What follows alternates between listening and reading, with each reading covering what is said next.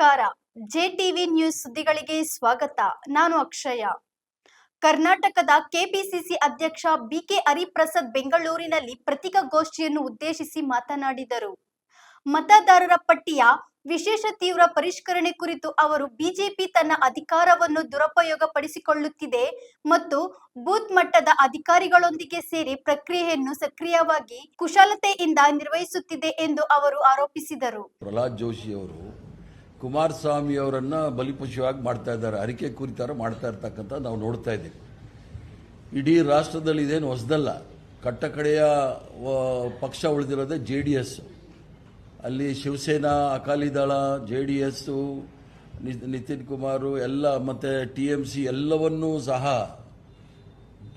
Divide ಮಾಡಿ ತಮ್ಮ ಬೇಳೆ ಬೇಯಿಸ್ಕೊಳ್ತಕ್ಕಂಥವ್ರು ಕರ್ನಾಟಕ ರಾಜ್ಯದಲ್ಲಿ ಬಂದಿದ್ದಾರೆ. ನೇರವಾಗಿ ಪ್ರಹ್ಲಾದ್ ಜೋಶಿ ಅವರ ಪಕ್ಷ ಕಾಂಗ್ರೆಸ್ ಪಕ್ಷವನ್ನು ಎದುರಿಸಲಿಕ್ಕೆ ಸಾಧ್ಯ ಅಲ್ಲ, ಆಗೋದೂ ಇಲ್ಲ.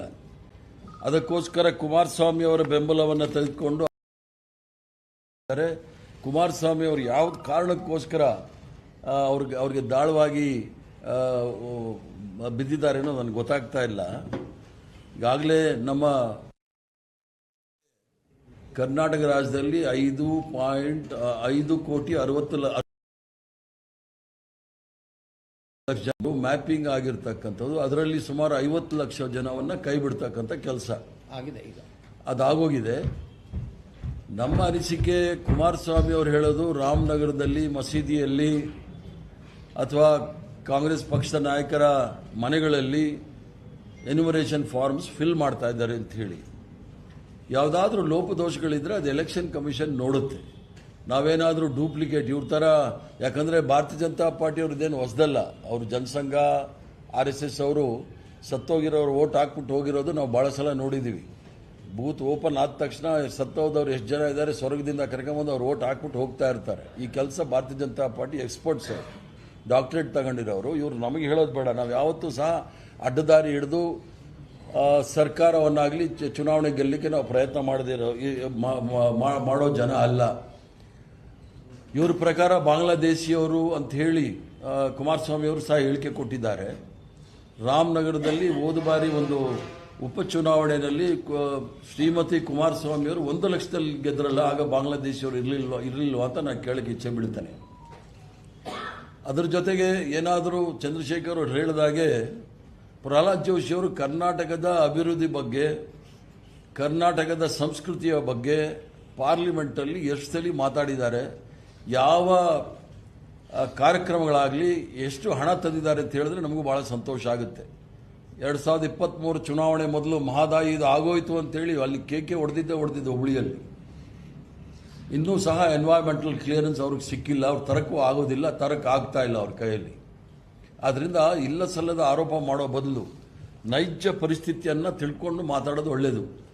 ಸುದರ್ಶನ್ ಅವರು ಹೇಳಿದಾಗೆ ಸಂವಿಧಾನದಲ್ಲಿ 324 ಆರ್ಟಿಕಲ್ 324, 325, 326, 327, 329 ವರೆಗೂ ಸಹ ಎಲ್ಲ ಪ್ರಾವಧಾನಗಳು ಸಹ ತಮ್ಮ ಸಂವಿಧಾನದಲ್ಲಿ ಇದೆ. ಚುನಾವಣೆ ಯಾವ ರೀತಿ ಮಾಡೋದು, ಎಲೆಕ್ಟ್ರಲ್ ರೋಲ್ಸ್ ಯಾವ ರೀತಿ ಮಾಡೋದು ಅಂತೆಲ್ಲ ಹೇಳಿ. ಆದರೆ ಇವ್ರಿಗೇನಾದರೂ ಅದರ ಲೋಪದೋಷ ಕಂಡಿಡಿದ್ರೆ ಅದರಲ್ಲಿ ಸರಿ ಮಾಡ್ಕೊಳ್ಬೋದಿತ್ತು.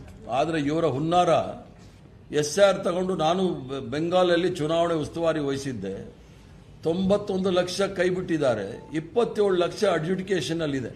ಅಂದರೆ ಲಾಜಿಕಲ್ ಡಿಸ್ಕ್ರಿಪೆನ್ಸಿ ಅಂತ ಏನು ಹೇಳ್ತಾರೆ, ಅದರ ಮೂಲಕ 27 ಲಕ್ಷ ಜನ ಇಟ್ಟಿದ್ದಾರೆ. ಅವ್ರಿಗೆ ಹೇಳ್ತಾ ಇದ್ದಾರೆ ನೀವು 5 ವರ್ಷ ಬಿಟ್ಟು ವೋಟ್ ಮಾಡಿ, ಆ ಲಾಜಿಕಲ್ ಡಿಸ್ಕ್ರಿಪೆನ್ಸೀಸ್ ಏನಿದೆ ಅದನ್ನು ನಾವು ಸರಿ ಮಾಡ್ಕೊಳ್ತೀವಿ ಅಂತ ಹೇಳಿ. ಆದರೆ 27 ಲಕ್ಷ ಜನಕ್ಕೆ ಮತ ಚಲಾವಣೆ ಮಾಡೋದನ್ನ ಅವ್ರನ್ನ ಮತ ಚಲಾವಣೆ ಮಾಡೋದಕ್ಕೆ ಅಡ್ಡ ಹಾಕಿರ್ತಕ್ಕಂಥದ್ದು ಪ್ರಜಾಪ್ರಭುತ್ವದ ಆಶಯದ ವಿರುದ್ಧ, ಸಂವಿಧಾನದ ಆಶಯ ವಿರುದ್ಧ ಅಂತ ಹೇಳಲಿಕ್ಕೆ ಇಚ್ಛೆ ಬಿಡ್ತಾನೆ. ಅದರಲ್ಲಿ ದೊಡ್ಡ ಉದಾಹರಣೆ ಅಂತ ಹೇಳಿದ್ರೆ, ನಾವು ಕಾಂಗ್ರೆಸ್ ಪಕ್ಷದವರು 2 MLAಗಳು ಗೆದ್ದಿದ್ದೀವಿ. ಅಲ್ಲಿ ಇಬ್ಬರೂ ಸಹ ಅಲ್ಪಸಂಖ್ಯಾತಕ್ಕೆ ಸೇರಿರ್ತಕ್ಕಂಥ ಒಂದು ಫರಕ್ಕ ಮತ್ತು ರಾಣಿಗಂಜ್ ಅಂತ ಹೇಳಿ, ಅಲ್ಲಿ ಅವರಿಬ್ಬರೂ ಸಹ SIR ಅಲ್ಲಿ ಅವ್ರ ಹೆಸರು ಕೈ ಬಿಟ್ಟೋಗಿತ್ತು ಮತಪಟ್ಟಿಯಲ್ಲಿ. ನಮ್ಗೆ ಹೇಳಿದ್ರು ಅವರು, ಸರ್ ನೀವು ಅನೌನ್ಸ್ ಮಾಡಿ ನಾವು ಕೋರ್ಟ್ಗೆ ಹೋಗ್ತೀವಿ ಅಂತ ಹೇಳಿ. ಕೋರ್ಟ್ ಆಮೇಲೆ ಹೈಕೋರ್ಟ್ ಆದೇಶ ಮಾಡಿದ್ಮೇಲೆ ಅವರಿಬ್ಬರಿಗೂ ಸಹ ಹೈಕೋರ್ಟ್ ಅವಕಾಶ ಕೊಟ್ಟು ಅವರಿಬ್ಬರು ಸಹ ಗೆದ್ದು MLA ಆಗಿದ್ದಾರೆ. ಅಂದರೆ ಇವ್ರ ಹುನ್ನಾರ ಏನು ಅಂತ ಹೇಳಿದ್ರೆ, ನರೇಂದ್ರ ಮೋದಿ ಶಾ ಇವರ ಹುನ್ನಾರ ಅಥವಾ ಇವರ ಸ್ಟ್ರಾಟಜಿ, ಇವರ ಕುತಂತ್ರ, ಷಡ್ಯಂತ್ರ ಏನು ಅಂತ ಹೇಳಿದ್ರೆ, ನೇರವಾಗಿ ಜನಗಳಿಂದ ಇವರು ಸಂಪೂರ್ಣ ಅಧಿಕಾರ ಪಡಲಿಕ್ಕೆ ಆಗ್ತಾ ಇಲ್ಲ. 2/3 ಮೆಜಾರಿಟಿ ಇವರು ತಗೊಳಕ್ಕೆ ಆಗೋದಿಲ್ಲ. ಇವರ ಈ ಒಂದು ಪ್ರಕ್ರಿಯೆಯಲ್ಲಾದರೂ ಸಹ 2/3 ಮೆಜಾರಿಟಿ ತಂದು ಸಂವಿಧಾನವನ್ನು ಬುಡಮೇಲು ಮಾಡಲಿಕ್ಕೋಸ್ಕರ ಈ ಒಂದು ಪ್ರಕ್ರಿಯೆಯನ್ನು ಪ್ರಾರಂಭ ಮಾಡಿದ್ದಾರೆ.